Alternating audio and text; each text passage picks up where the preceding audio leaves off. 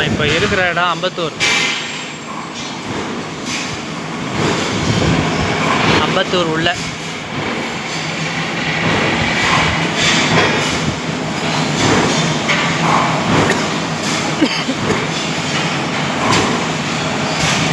இந்த கடப்பாறை மாதிரி கம்பி இருக்கு பார்த்தீங்களா, இதை கட் பண்ணி வச்சுருக்காங்க உள்ள. அதோ தெரிஞ்சு பாருங்க, கட் பண்ணிட்டு இருக்கிறாங்க. அதோ கீழே இருக்கே, அதான் கட் பண்ணி ஏற்றணும்.